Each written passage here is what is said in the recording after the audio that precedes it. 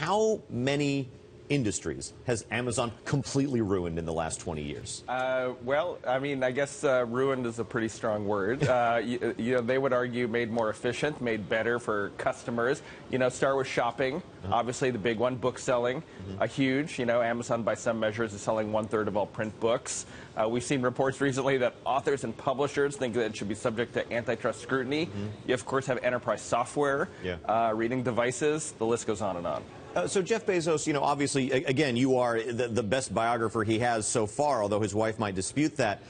Was this, what we're looking at right now, 2015, was this his plan? Is this all according to something he wrote on a napkin 20 years ago? No, absolutely not. 20 years ago, they weren't really looking any further than being an online book site. Of course, they had no idea what was going to work back then. And then when it started to take off, quickly the ambitions became more extreme. And he started to think in terms of building an everything store. But I don't think 20 years ago they conceived of something like Amazon Web Services. Brad, I think there's a massive mystery about their management process. No one knows who Jeffrey Wilke is, Diego Piacentini. Nobody knows these names. It's Bezos, Bezos, Bezos. But we know sort of what Jobs did. We have no clue how Amazon runs. How does it run? Well, I mean, I think they keep that kind of deliberately opaque. But he does have a pretty loyal team that's been with him for a long time.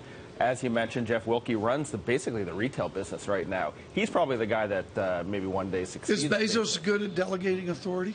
Oh, I mean, absolutely. When you think of how big this company is, how many pies they have their fingers in, there's no way he can manage it all. In fact, he has created a lot of management structures over the years to be able to run it in a decentralized way, almost like a startup. And it's completely different from other companies in Silicon Valley. There's no foosball tables, there's no massages at your desk. How do they continue to attract talent? Yeah, no, frugality is one of the values, and people kind of laugh about, how cheap Amazon is. It's all about giving it back to the customer, which is why, they're celebrating the 20th anniversary with deals, with a manufactured holiday called Prime Day. How do they manufacture talent? Well, first of all, they're in Seattle. I mean, that's a strategic choice. Yeah. They're a big employer in Seattle. And, they've got the stock price. I mean, just this last year, it's up 40%. It's attractive. Brad, get some sleep. Brad Stone with us, of course, his iconic book on Amazon.